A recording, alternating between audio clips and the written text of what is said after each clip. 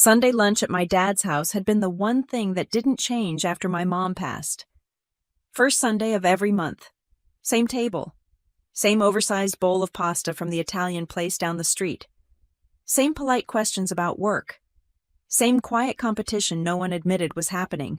I pulled into the driveway a little after noon. Danielle's SUV was already there, spotless as usual. I just rotated back from a 6-month cyber tasking that kept me bouncing between Fort Meade and Tampa. I was still on East Coast time, still waking up before 0500 without an alarm. Sunday lunch felt like the only thing on my calendar that didn't require a badge. Danielle opened the door before I rang the bell. She looked like she was headed to a country club brunch instead of our dad's dining room.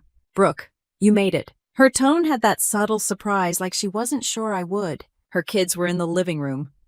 Ava, 11, now scrolling on her phone. The twins were arguing over something on the TV. Paul stood by the kitchen counter checking emails. Business casual. Always on display. Dad was plating garlic bread like it was a formal event. "Good to have everyone here," he said. Danielle scanned me top to bottom. Jeans, navy sweater, low heels, nothing flashy. "Still keeping it simple," she said. "Government life." I smiled. "It pays the bills." She laughed lightly. "I'm sure it does. Steady is good." Steady. That word again. We sat down. Dad poured iced tea. Paul talked about a listing he'd just closed in Arlington. Danielle mentioned a friend who bought a second place in the Outer Banks. The conversation moved the way it always did. Private sector growth, real estate markets, school tuition, summer plans. Danielle turned to Dad. "We were thinking about July at the lake.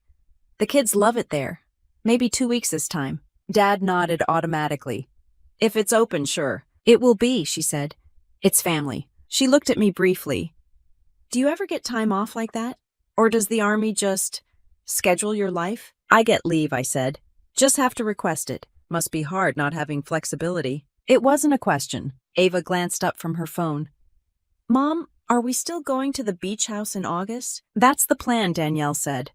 "We're lucky." Lucky. The pasta went around the table. The twins started eating before Dad finished saying grace. Danielle corrected their posture, adjusted napkins, reminded them about manners. She did it all loudly enough for the room to hear. Ava watched me take a bite. "Why does Aunt Brooke eat so fast?" Danielle didn't miss a beat. "Some people don't grow up with formal dinners, honey." I kept chewing. Paul smirked into his glass. Dad shifted in his chair. "It's just lunch." Ava tilted her head. "Mom says poor people should stand while we eat." The table went silent. She didn't whisper it. She didn't test it. She announced it like a fact she'd memorized. Danielle's hand froze midair. "Ava," she said. But there was no real correction behind it. Ava kept going. "You said rich people sit and poor people stand. Like servants." Paul let out a low laugh. Danielle tried to smile. "That's not exactly—" "You said it," Ava insisted. The twins were staring now. Dad cleared his throat. "Let's not turn this into something." Ava looked at me directly. "So if you're poor, shouldn't you stand?" There it was. No sarcasm, no humor, just clean delivery. Danielle finally spoke up. "Ava, that's not polite." But she didn't say it wasn't true. Paul tapped the table lightly with his fingers. "Kids repeat what they hear." His tone suggested the kid wasn't wrong. I looked at my dad. He avoided my eyes for a second, then said, "It's just words. Don't overreact. Just words." I'd sat through years of comments about government salaries. About how private equity moved faster. About how real money wasn't in uniform. I'd never corrected them. I'd never explained my portfolio, my investments, the rentals I'd bought over the last 6 years. I didn't need to. My job wasn't a debate club. Ava folded her hands on the table. "Mom says poor people should stand while we eat." Danielle didn't clap. She didn't laugh. She also didn't shut it down. Paul leaned back. "It's not meant to be mean. It's just reality. Some people build wealth, some people don't." Dad finally looked at me. "No one's attacking you." It didn't feel like an attack. It felt instructional. Like they were explaining a hierarchy I'd somehow missed. I stood up. No dramatic speech. No chair scraping across the floor. Just stood. Danielle watched, confused. "You're being sensitive," she said. I grabbed my bag from the hallway table. Brooke, Dad said, "Sit down." I didn't. Ava looked satisfied, like a rule had just been enforced. I walked out the front door without another word. No one followed me. The driveway was quiet. I got in my car and closed the door. For a few seconds, I just sat there, hands on the steering wheel, engine off. Sunday lunch. Same table, same competition. Only this time they'd said the quiet part out loud. I started the engine and pulled away from the curb. By the time I reached the main road, my phone was already in my hand, scrolling to a number I hadn't needed in a while. I hit call before I changed my mind. "Eastern Shore Property Management," the receptionist answered. "It's Brooke Callahan," I said. "I need to schedule emergency rekey service for Lakeshore Drive. Today." There was a pause while she pulled up the file. "Everything okay?" "Everything's fine. I just want all exterior locks replaced. And deactivate the smart lock codes." "Understood." "Same instructions for the other properties?" "Yes. Blue Ridge Cabin and the Delaware condo. All 3. She didn't ask questions. That's why I hired them. By the time I got home, I had confirmation emails for locksmith dispatch windows. Emergency rate. After-hours fee. Worth every dollar. I set my bag on the kitchen counter and stood there for a minute. My townhouse was quiet. Neutral walls. Basic furniture. Nothing about it suggested portfolio owner. That was intentional. 6 years earlier, the lake house hadn't looked like much either. Foreclosure? Peeling paint. Dock leaning slightly to one side. The kind of listing most buyers skip. Danielle had called Dad that spring. "All our friends have vacation places. It's embarrassing," she'd said. I was at Dad's house that day and heard it from the hallway. Dad had sighed. "I'm retired, Danny. I can't just buy waterfront property." I didn't say anything at the time. I just started running numbers. The lake house was listed at $350,000. Needed about $80 in structural and cosmetic work. I had savings from 2 overseas rotations and a deployment bonus I never spent. I put 25% down on a conventional loan, no VA benefits involved. Clean standard paperwork. I hired licensed contractors. Pulled permits. Inspections passed. Renovation took 4 months. When it was done, I handed Dad a key. "For family use," I told him. I never said I owned it. He never asked. Danielle showed up the first summer with matching swimsuits for the kids and posted pictures captioned, "Our family lake tradition." I let it ride. It didn't cost me anything except silence. 2 years later, I bought the Blue Ridge Cabin. Smaller purchase, similar structure. Same property manager. Same arrangement. Dad had a key. Danielle assumed ownership by default. The Delaware condo came last. Beachfront units appreciate quickly if you pick the right block. I picked the right block. All 3 properties were in my name. Mortgage payments auto-drafted. Rental income deposited into a separate account. Every year I filed the required financial disclosure forms through the Army. Real estate assets listed. LLC interest declared. Ethics office had no issue because I didn't manage day-to-day operations. I owned. A licensed company operated. Nothing hidden.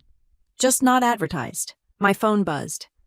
"Danielle." I let it go to voicemail. A minute later, Dad called. I answered. "What happened at lunch?" he asked. "You were there. You didn't have to leave." I wasn't going to stand. Silence. "She's a kid, Brooke." She repeated something she learned. Dad exhaled.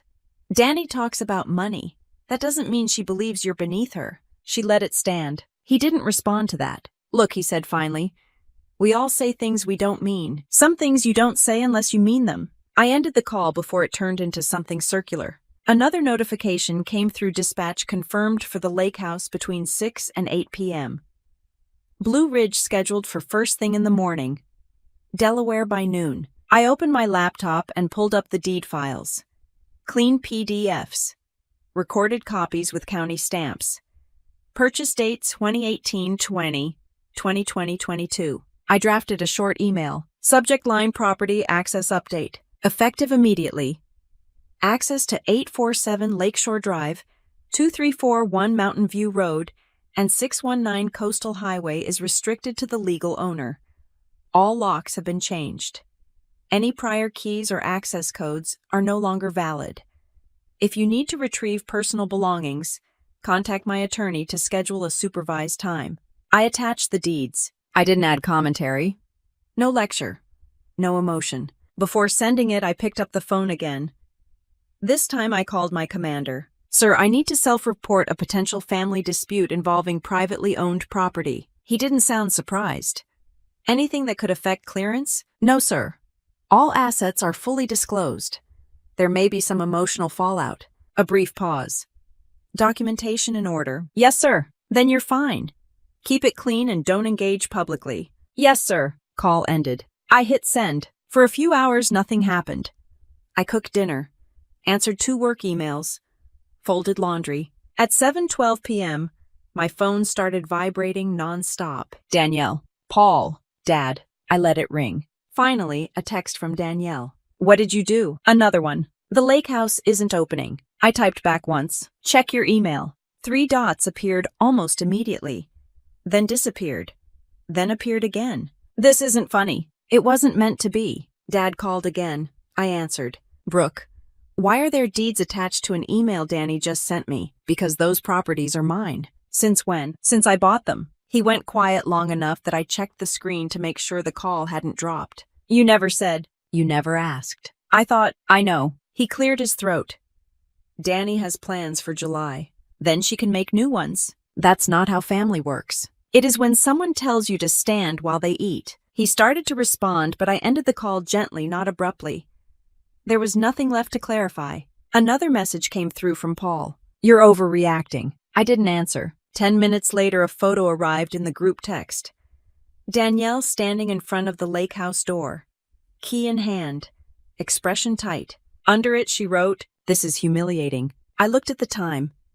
8:03 p.m. Right on schedule. I set the phone face down on the table and leaned back in my chair. The dock had been reinforced 3 summers ago. The paint redone last year. Insurance premiums up to date.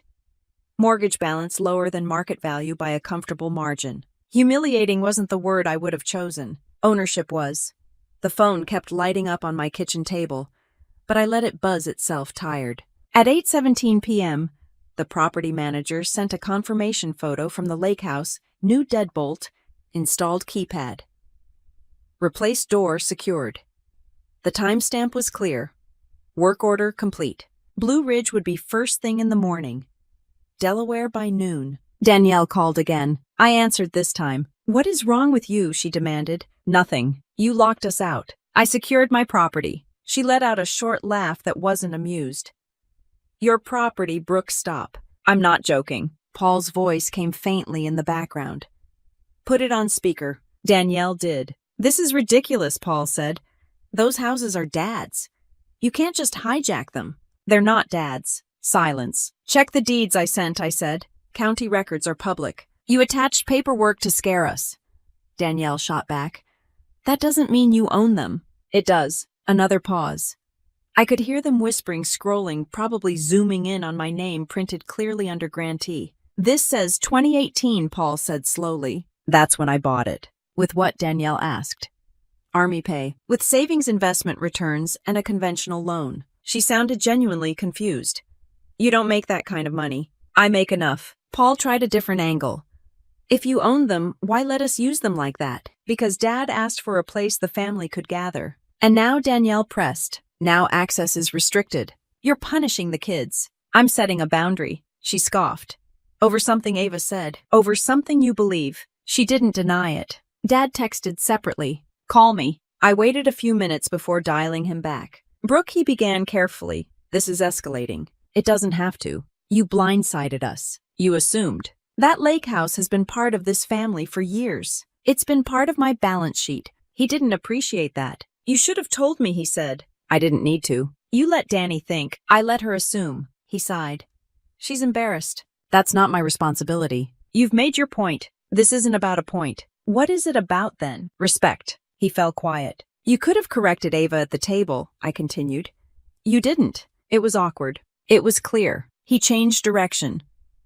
Are you planning to keep them locked out permanently? Yes. That's extreme. It's ownership. He didn't argue after that. The next morning, I drove into Fort Meade early. I had a 900 meeting about network compliance updates, and unlike family drama that actually required precision. Before heading into the building, I stopped by legal assistance to confirm something simple. No implied tenancy, no shared ownership risk. The attorney reviewed the deeds and the email I'd sent. "You're sole owner," she said.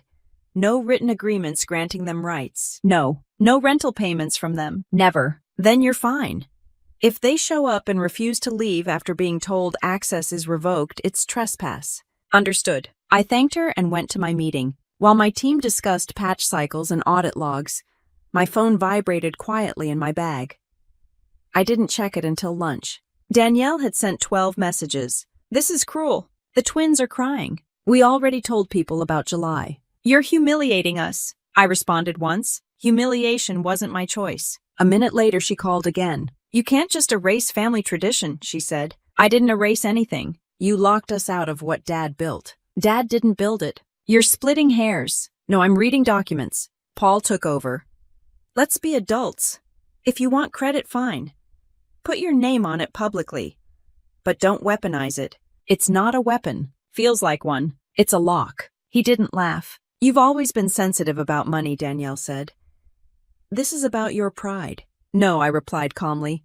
"It's about your hierarchy." She went quiet at that. Mid-afternoon, the Blue Ridge manager emailed. "Confirmation locks changed, garage code. Reset keys secured." Delaware followed shortly after. 3 properties, 3 confirmations, clean and documented. At 5:42 p.m., Paul texted in the family group chat, "We're driving to the cabin this weekend."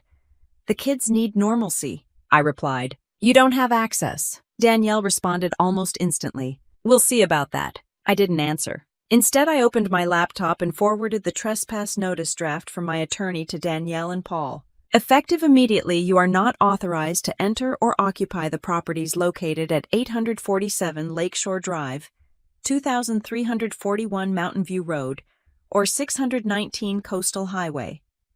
Any attempt to access without written permission will be considered trespassing under state law." Formal. Direct. No adjectives. Dad called again that evening. "Danny says you involved a lawyer." "Yes. This is family. And this is real estate. She thinks you're trying to cut her out." "I am." He absorbed that. "She feels betrayed. I was told to stand." He didn't challenge it this time. After we hung up, I reviewed my financial dashboard. Mortgage balances, insurance renewals, rental projections. The numbers were steady. Steady had never been an insult to me. At 8:30 p.m., Danielle posted a vague message on social media. "Some people let power go to their heads." No names, just implication. A few mutual friends commented with confused emojis, and private messages started trickling in. I didn't respond publicly. At 9:12 p.m., another text came through from Paul. "We're going to the cabin Saturday anyway. The kids have bags packed." I looked at the timestamp, then at the calendar. Saturday. Blue Ridge County Sheriff's Office had jurisdiction up there. I typed one line back. "Do not enter that property." Then I set the phone down and turned off the lights in my living room. Outside, the neighborhood was quiet. Inside, everything was locked. Saturday morning started with a text at 7:06 a.m. "We're here." No greeting, no punctuation. Just a photo of the Blue Ridge cabin driveway, Paul's SUV parked in front of the garage. I was already awake. I usually am before sunrise. I read the message once and didn't respond. 2 minutes later, another text. "The code isn't working." That was the point. I set my coffee down and called the property manager instead of Danielle. "They showed up?" she asked. "Yes. Locks were changed Thursday. Codes wiped. Only you and the emergency contact have access." "Good. Do you want me to notify local authorities if they refuse to leave?" "Yes. If they attempt entry, call the sheriff's office." She didn't hesitate. Professional. That's why I pay her. My phone rang again. "Danielle." I answered. "You really went through with it," she said. "I told you I would. The kids are in the car. Then you should drive somewhere they're welcome." "You're unbelievable." "You were warned." Paul's voice cut in from somewhere near the dashboard. "We're not breaking in. We're family." "You're not authorized." "This is insane," Danielle snapped. "We have pictures of us here every year. You also have pictures at restaurants you don't own." Silence. "You're humiliating us in front of neighbors," she said. "You drove 2 hours after being told not to. We thought you'd cool down." I didn't. A car door slammed on their end. The twins were arguing in the background. Ava's voice carried faintly through the speaker. "Why can't we go in?" Danielle muted herself briefly. I could hear muffled explanations. When she came back on, her tone had shifted. "Dad is upset," she said. "He thinks you're going too far." Dad thought I should stand. That's not what he meant. It's what he said. She exhaled sharply. "You're twisting everything." "No, I'm clarifying." Paul took over again. "We're staying in the driveway until you fix this. That's your choice." "You're really going to make this public?" "I didn't make it public." Locks and sheriff cars tend to attract attention. I didn't respond. Instead, I called the property manager again. "They're still there," I said. "Understood. I'll notify the sheriff's office for a welfare check and property verification." "That's fine." Within 15 minutes, Danielle texted again. "Are you serious right now?" Followed by, "There's a patrol car here." I didn't reply. Dad called. "Brooke," he began. Voice strained. "A deputy is at the cabin." "Yes. Did you call the police on your sister?" "I authorized the property manager to enforce ownership. They're not criminals. They're not tenants either. You could have handled this privately." "I did." "They're embarrassed. That seems to be a pattern." He didn't appreciate that comment. "Danny says the deputy asked for identification. That's standard. She feels attacked. She's being informed." I heard him sigh deeply. "You've made your point. This isn't about making a point. It looks like revenge. It looks like property law." He went quiet. After we hung up, Danielle sent another photo. The Blue Ridge County Sheriff's cruiser parked near the driveway. Paul standing beside it, arms crossed. Danielle near the porch talking animatedly to a deputy. Then a final message. "We're leaving." "Good," I typed back. An hour later, Paul sent one more. "This isn't over." I didn't answer that either. By early afternoon, social media started to buzz. Danielle had posted a story about misunderstandings in families and power trips. She didn't name me, but anyone who'd seen her lake house photos over the years could connect dots. A mutual acquaintance texted me privately. "Is everything okay with your sister? She sounds stressed." I replied with a simple, "Everything is handled." At 3:15 p.m., Dad called again. "They're back home," he said. I assumed. "She's furious," I gathered. "She says you're trying to erase her. I'm limiting access to assets I purchased." That's such a cold way to talk about this. "It's accurate." He paused. "Do you even want a relationship with your sister?" "I want respect." "Is that worth all this?" "Yes." He didn't argue further. Later that evening, Danielle tried a different tactic. She sent a long message. "You've always felt insecure about money. We never looked down on you. Ava misunderstood something I said months ago. You're blowing this up because you can't handle that we've done well." I read it twice. Then I responded. "You taught her. There are people who sit and people who stand. I'm choosing where I sit." She didn't reply immediately. Instead, Paul texted separately. "Let's be realistic. Those houses are worth what, $2 million combined. You're going to cut off your own family over that." I wrote back. "I'm not cutting off family. I'm ending assumptions." He sent one last line. "Dad didn't know." That part was true. Dad didn't know. He also never asked. By Sunday morning, the property manager emailed a short report. Blue Ridge. No forced entry. Deputy verified ownership via county records. Parties departed voluntarily. Delaware and Eastern Shore. No activity. Clean. Documented. I archived the email. At noon, Danielle posted another vague status. Some people forget where they came from. I didn't respond publicly. I spent the afternoon reviewing quarterly rental projections instead. Occupancy rates were solid. Summer bookings were already at 80%. Steady. That evening, Dad texted something simple. "We need to talk in person." I stared at the message for a moment, then set the phone down without replying. Outside, the light faded over the trees behind my townhouse. Inside, everything remained quiet, controlled, and exactly where I intended it to be. My office phone rang just after 900 on Tuesday. "Major Callahan. Can you step into the XO's office?" The tone wasn't dramatic, just neutral. Professional. Which in the Army usually means one of two things: paperwork or problems. I grabbed my notebook and walked down the hallway. The XO closed the door behind me. My battalion commander was already seated at the small conference table. Neither of them looked angry. They looked careful. Brooke, the commander, began. "We received an email over the weekend." I kept my expression steady. from anonymous sender. Claims to be a concerned family member. I didn't react. I didn't need to. The XO slid a printed copy across the table. The email alleged that I owned multiple rental properties and had failed to disclose outside income. It questioned whether I was using military position for financial gain. It hinted at ethics violations without directly stating one. Danielle had escalated. I've disclosed all real estate holdings annually, I said calmly. OGE financial forms. Ethics review complete each year. We know, the commander replied, but we still have to look into it. Understood. You currently own 3 vacation properties, the XO asked. Yes, sir. And an LLC. Yes, sir. It's a holding entity. No operational role.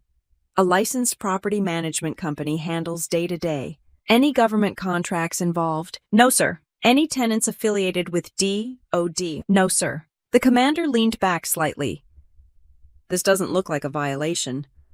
But perception matters. We'll conduct a preliminary review.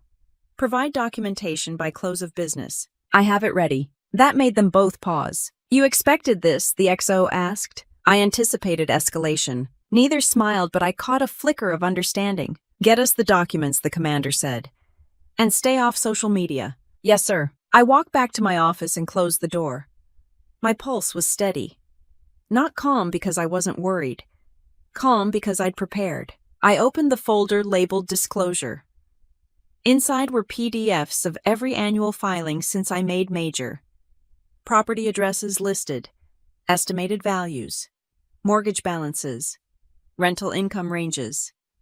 Ethics office sign-offs. No gaps, no surprises. I emailed everything to the XO and CC'd the ethics counselor directly. Within minutes, my phone buzzed. Danielle. I let it ring twice before answering. Did you think I wouldn't find out, she asked. Find out what? That you're using those houses to play games. I'm enforcing ownership. You think you're so untouchable because you wear a uniform. That's not how this works. Maybe someone should look at how you're making money. They are. Silence. What does that mean, she asked. It means your email was received. She didn't deny sending it. You don't get to act superior, she snapped. You hide things. I disclose them to the only people who matter. So you admit you hid it from family. I chose privacy. That's deceit. That's boundaries. She let out a sharp breath.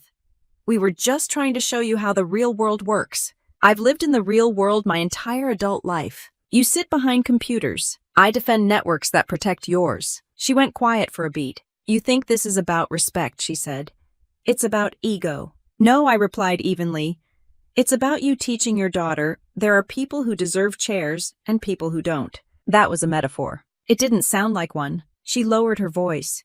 You're overreacting. If I were overreacting, this would look very different. I ended the call before it spiraled into repetition. An hour later, the ethics counselor stepped into my office. Brooke, I reviewed your file, she said. Everything is declared. Clean. But because of the complaint, we'll annotate your next OGE filing with an additional memo for clarity. Understood. Just keep separation clear. No active management decisions during duty hours. I know. She paused. Family disputes can get messy. I've noticed. Back at my desk, I saw another text from Paul. You dragged the army into this. I responded. No, you did. A few minutes later, Dad called. What have you done now? He asked.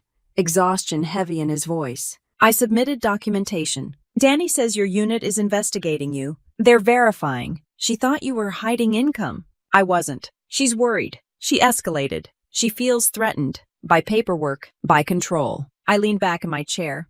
Control isn't the same as ownership. He didn't answer that directly. She thought those houses were Dad's, he said quietly. She never asked. You could have told her. Why? To avoid this. This isn't about confusion. It's about assumption. He sighed. You're both stubborn. I'm consistent. After we hung up, I finished my workday like any other. Status reports. Cyber readiness metrics. Briefing slides for an upcoming inspection. Professional life didn't bend just because personal life did. At 1600, the XO emailed back. Preliminary review indicates no ethics violation. Documentation complete. No further action required at this time.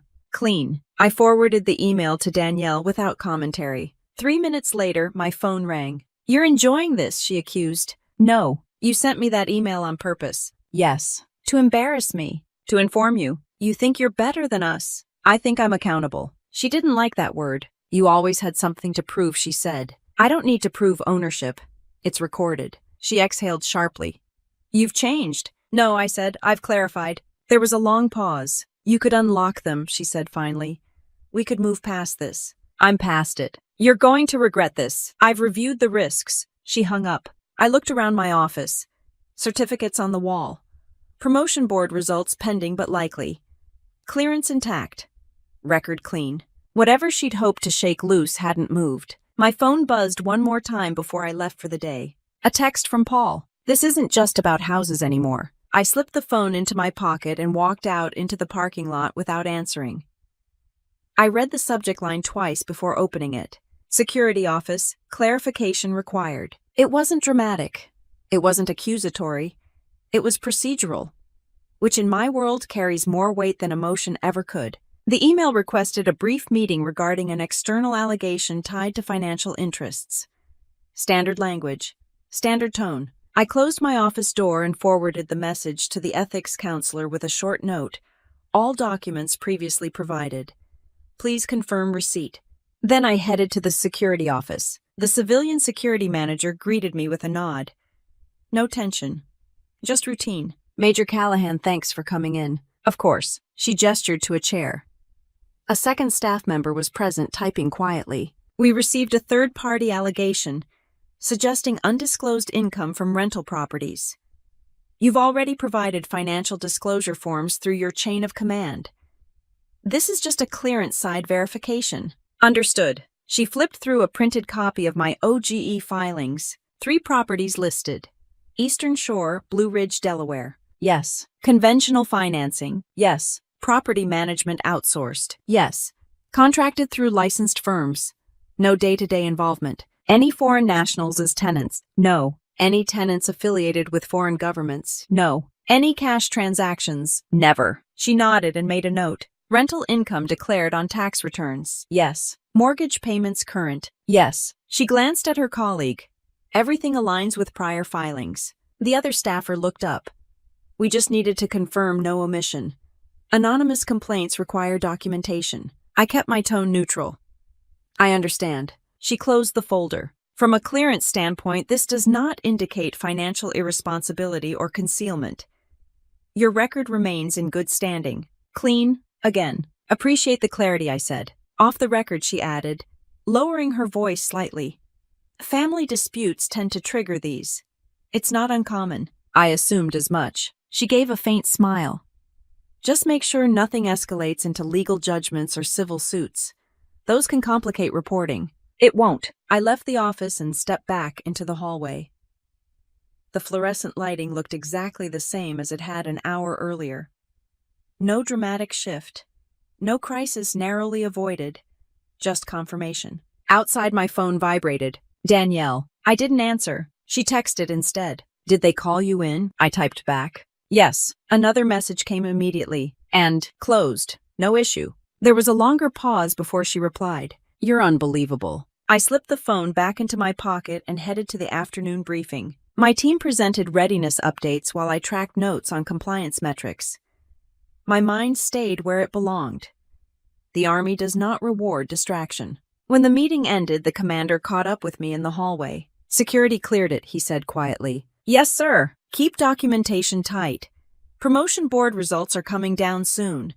Don't give anyone an excuse to question optics. I won't. He studied me for a second.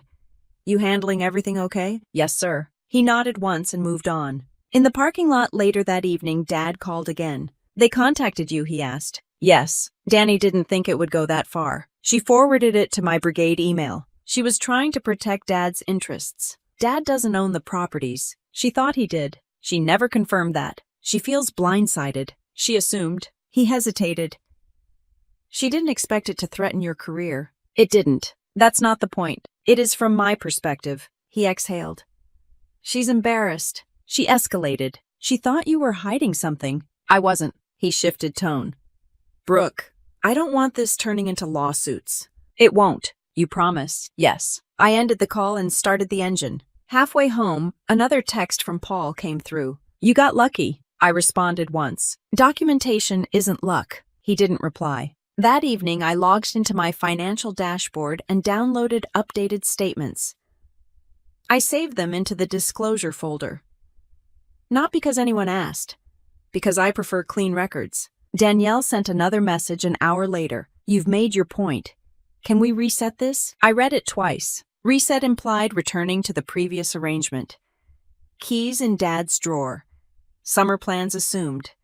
Instagram captions unchanged. No. I replied with one line. Access remains restricted. She didn't respond. Around 10 p.m., I received an email notification from a mutual acquaintance. Saw Danny's posts. Everything okay? Danielle had apparently posted something about false accusations and power trips. Still vague.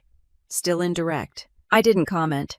Silence was cleaner. Before going to bed, I reviewed the cabin's booking calendar. Summer weekends filling quickly. Rental income steady. No gaps that depended on family occupancy. Steady. The next morning, I arrived at work to find a small envelope on my desk. No return address.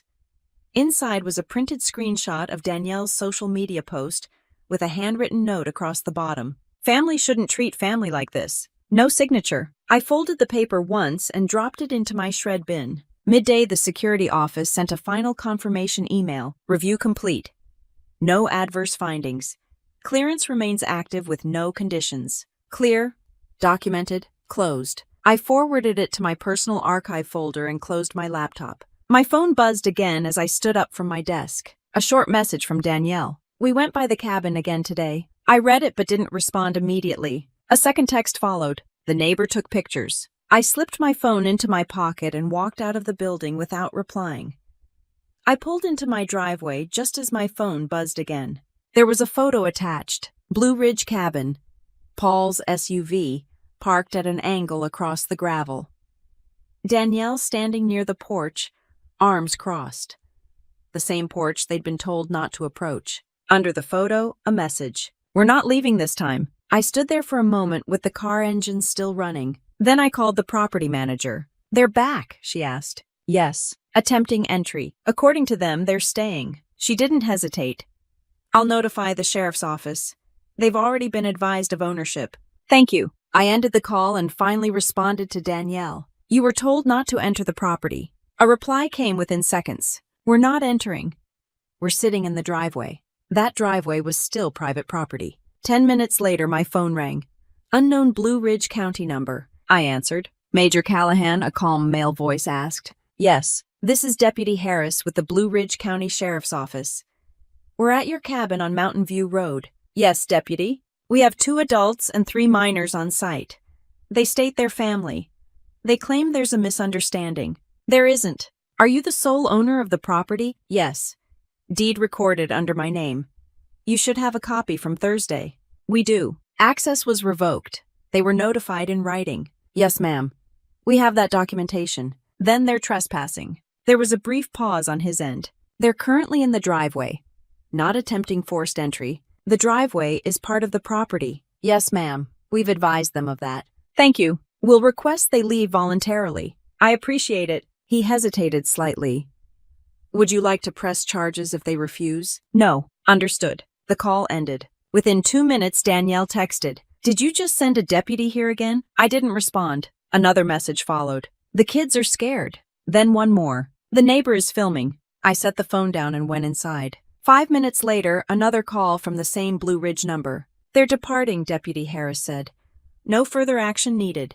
Thank you. If they return after being advised, the situation changes. I understand. After I hung up, my phone lit up with a video Danielle had sent. Paul arguing quietly with a uniformed deputy. Ava in the back seat staring straight ahead. The twins whispering to each other.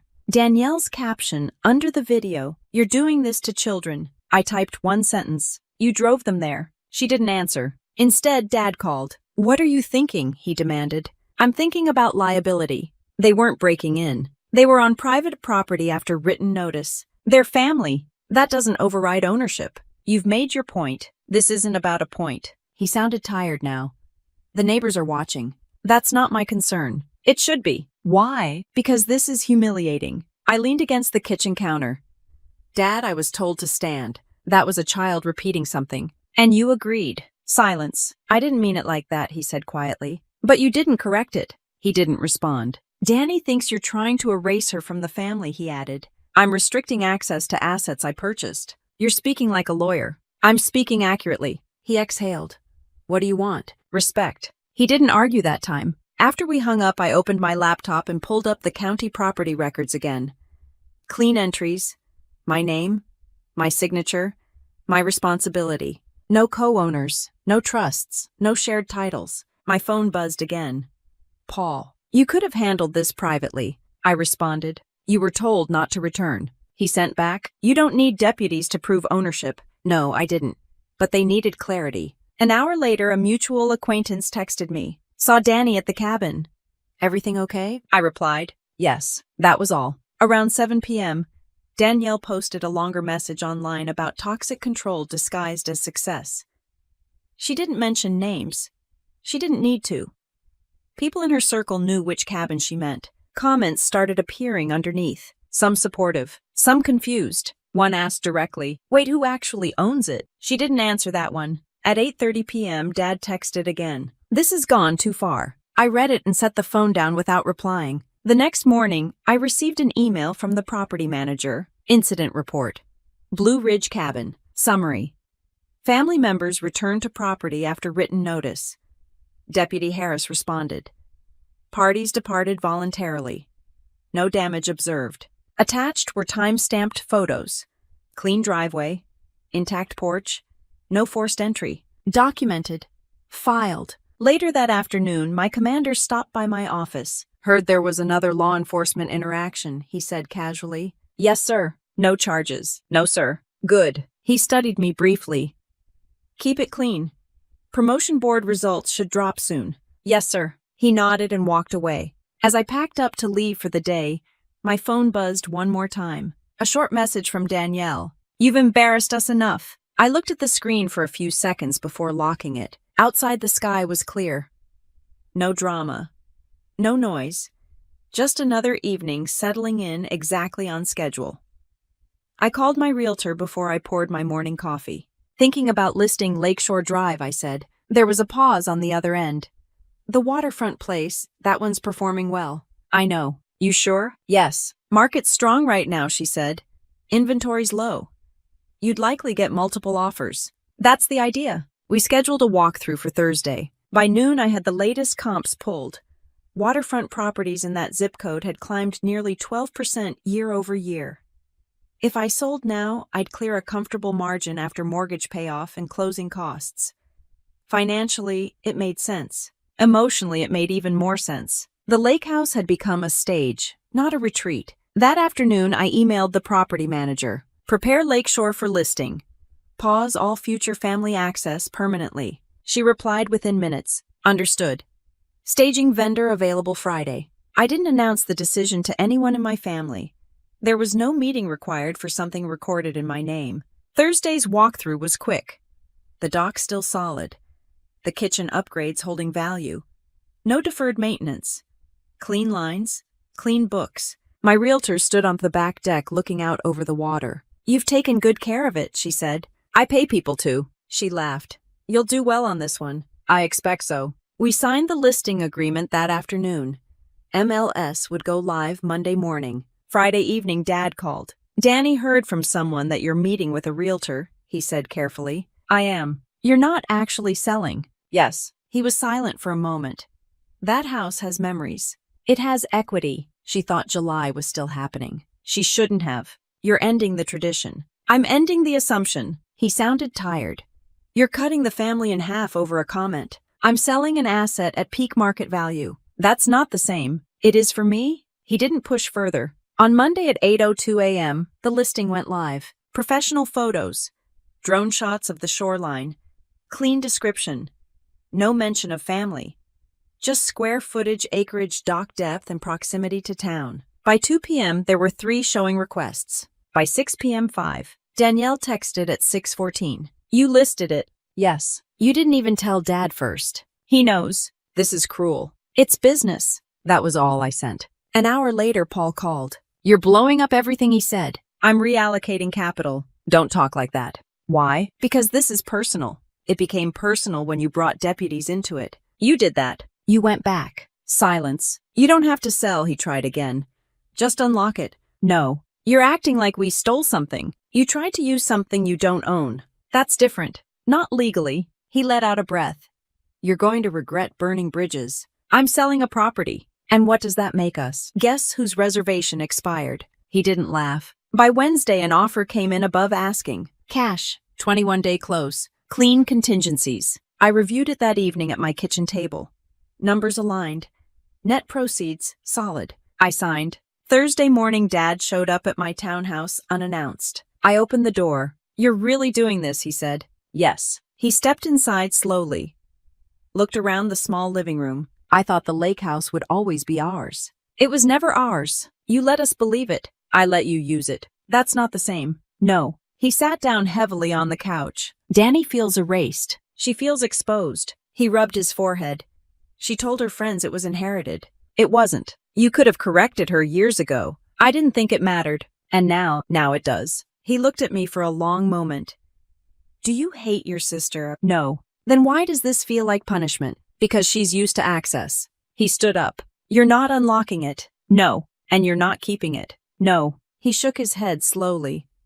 You always were the quiet one. I still am. He left without arguing further. The inspection period passed without issue. Appraisal matched contract price. Title search clean. On closing day, I wired the payoff amount and signed the final documents electronically. By mid-afternoon, the lake house no longer appeared in my asset list. Equity transferred. Mortgage closed. Property sold. Danielle called just after 5 p.m. You sold our lake house, she said. I sold my lake house. The kids are asking questions. Answer them. You're unbelievable. I'm consistent. She went quiet for a moment. So that's it, she asked. That's it. She hung up. That evening, I opened my financial dashboard and transferred a portion of the proceeds into a separate account labeled Vermont. There were properties up there I'd been watching for months. Ski access. Year-round rental potential. Clean HOA structures. No extra keys planned. No shared assumptions. Just ownership. I closed the laptop and turned off the lights. The email came through at 6:12. Subject line promotion selection results. Lieutenant Colonel. I was already awake, sitting at my kitchen table with a mug of coffee and a calendar open in front of me. The Vermont listings were still bookmarked on my browser, but I minimized the window before opening the message. Selected. Short. Official. No exclamation points. No fanfare. I read it twice then, once more to be certain. The board had met weeks earlier. Packets reviewed. Records evaluated. OERs scrutinized. This wasn't connected to family drama cabin deputies or social media posts. This was years of work stacking in my favor. I closed the email and let out a slow breath. By 0700, my commander had already sent a congratulatory note. Well earned. Pinning ceremony in a few weeks. We'll coordinate details. I responded with a simple thank you. No public announcement yet. Those usually came later once official orders processed. But the result was locked. My phone buzzed a few minutes later. Dad. I saw it, he said as soon as I answered. How? Your uncle still has contacts. Word travels. It's not public yet. It will be. There was a pause. I'm proud of you, he added quietly. Thank you. He hesitated. Danny knows. I assumed. She says it's convenient timing. It's not. I told her that. Silence stretched for a second. She still thinks this is about houses, he continued. It's not. It feels like a line in the sand. It is. He exhaled slowly. Will she be invited to the ceremony? Yes. You're serious? Yes. After everything, this isn't about exclusion. He didn't argue. That afternoon, Danielle texted. So you're a lieutenant colonel now. Selected. Ceremony pending. Must feel powerful. It feels earned. Another pause. Then, you always needed validation. I stared at that message for a moment. Validation doesn't come from a promotion board. It comes from documentation, discipline, and time. But I didn't type that. I responded with one line. The board met before any of this. She didn't reply. Over the next few weeks, life settled into its usual rhythm. The lake house funds cleared fully into my account. I wired earnest money on a ski property in Vermont. Clean contract. Conventional financing. Inspection scheduled. No family discussions. At work, preparations for the pinning ceremony began. Invitations drafted. Date locked. My commander stopped by my office one afternoon. You keeping it small, he asked. Yes, sir. Family attending. Yes, sir. He studied me briefly. You handled that complaint professionally. It wasn't complicated. It could have been. It wasn't. He nodded once. Good. The Vermont property passed inspection without issue. I signed final documents a week later. Keys mailed directly to me. No duplicates requested. The first time I walked through it, I noticed how quiet it was. Snow still clinging to the edges of the driveway. Clean air. No history attached. No one else had keys. On the day of the ceremony, I arrived early in dress uniform. Ribbons aligned. Shoes polished. Collar brass checked twice. Dad was seated near the front. He looked smaller than I remembered. Age has a way of doing that. Danielle arrived 5 minutes before start time. No dramatic entrance. No eye contact initially. Paul stayed home with the kids. She took a seat 2 rows behind Dad. The ceremony was brief. Oath reaffirmed. Rank insignia pinned. Applause controlled and professional. When it was my turn to speak, I kept it simple. Leadership is about accountability. About owning your responsibilities and protecting what you're entrusted with. No metaphors. No references to recent events. Just facts. Afterward, a small reception in the adjacent room. Coffee, sheet cake, handshakes.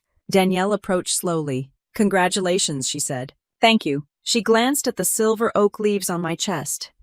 You always did like structure. It works. There was an awkward pause. Dad says you bought something in Vermont, she added. Yes. For yourself. Yes. She nodded once. No spare keys. No. She let out a quiet breath. You've made your point. I didn't set out to. She studied my face as if looking for something, anger, maybe satisfaction. She didn't find either. Are we done fighting? She asked. I wasn't fighting. You locked us out, sold the lake house, called deputies. You were told not to return. She looked down briefly. Ava asked why she can't go back to the cabin. What did you tell her? That sometimes adults make mistakes. That's accurate. She met my eyes then. I didn't mean for that lunch to go that way. But it did. She nodded faintly. For a moment, neither of us spoke. I never thought you were poor, she said finally. I thought you were predictable. I am. That's not an insult. No. Dad joined us before the silence stretched further. You both good? He asked. Yes, I said. Danielle hesitated, then nodded. We're fine. Fine was a practical word. Later that evening, after the guests left, and the uniform was carefully hung back in its garment bag, I sat alone at my kitchen table again. The house was quiet. My phone still for once. On the wall across from me hung the framed promotion certificate. Clean lines, official seal. My name centered. I didn't need to stand for anyone, and I didn't need anyone to sit either. Ownership had already settled into its place, clear documented and unshared. I turned the Vermont key myself. No spare copies. No envelope in Dad's kitchen drawer. No silent assumptions floating around about family access. Just a standard brass key and a clean lock that clicked exactly once. The place sat just outside a small ski town. 3 bedrooms. Modest square footage. Efficient layout. HOA that handled snow removal and exterior maintenance without drama. It wasn't flashy. It was functional. Functional works. The closing had gone smoothly. Conventional loan. 20% down from the lake house proceeds. Inspection clean. No deferred repairs hiding behind fresh paint. I walked through each room slowly, not because it was emotional, but because it was mine. The quiet felt different from the Eastern Shore quiet.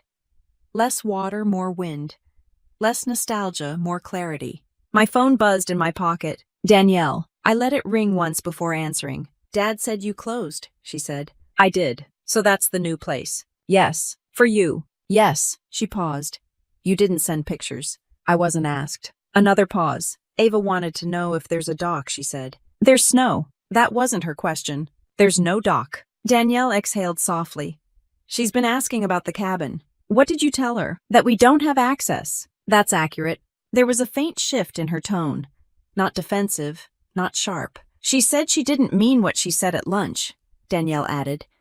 She was repeating something. I know. I didn't handle that well. No. She didn't argue. I didn't think it would go that far, she continued. It didn't. It went exactly where it needed to. You sold the lake house. Yes. That surprised me. It shouldn't have. Another silence settled between us.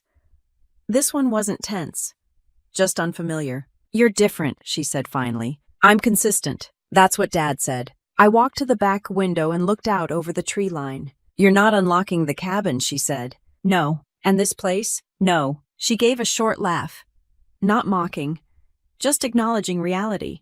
Guess we'll need to book hotels like everyone else. That's how most people travel. She let that sit. Are we? Okay, she asked. We're clear. That's not the same. It's stable. She didn't push further. After we hung up, I unpacked a small overnight bag. A change of clothes, a folder with mortgage documents, my laptop. That night I sat at the small kitchen table in Vermont and reviewed rental projections for Blue Ridge and Delaware. Both were booked solid for the upcoming months. No gaps, no reliance on family occupancy, revenue steady. Steady had always sounded like an insult in Danielle's mouth. In mine, it sounded like control. The next morning, Dad called. How is it? He asked. Quiet. You always liked quiet. It's efficient. He chuckled softly. Danny says there's no extra key. There isn't. You're serious about that? Yes. He hesitated. I should have corrected her at that lunch. Yes. I didn't. I know. There was a long pause on his end. I didn't mean you should stand, he said. But you didn't mean I should sit either. He didn't respond immediately. I was trying to avoid conflict, he admitted. That is conflict, he sighed. You're right. We let that settle. I'm glad about the promotion, he added. Thank you. You earned it. Yes. That word hung there for a moment. Earned. Later that afternoon, I walked into town and signed up for a local property management referral list.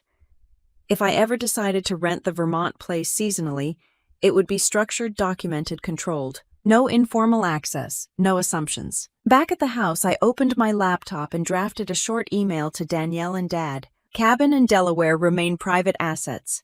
No shared access. Please plan accordingly for future travel. No anger, no explanation, just clarity. Danielle replied within 10 minutes. Understood. 2 words. Clean. A week later, I returned to Fort Meade. Work resumed at full pace. Budget reviews. Readiness metrics. A briefing for division leadership. My uniform now carried silver oak leaves. The weight felt the same. Responsibility increased. That part I welcomed. One evening after work, my phone buzzed again. Ava. She'd never texted me directly before. I'm sorry about what I said. I stared at the message for a moment. Why are you sorry? I typed back. Mom explained it better. I shouldn't have said that. Thank you for saying that. Another message appeared. Are you really not poor? I smiled slightly. No. She responded with a simple thumbs up, then nothing more. I set the phone down. Sunday came around again. Dad invited everyone over. Same first Sunday of the month. I went. Danielle was already there when I arrived. She looked at me, then at my collar, then back at my face. Lieutenant Colonel, she said. Danielle. No sarcasm, no edge. We sat at the table. Pasta again. Garlic bread again.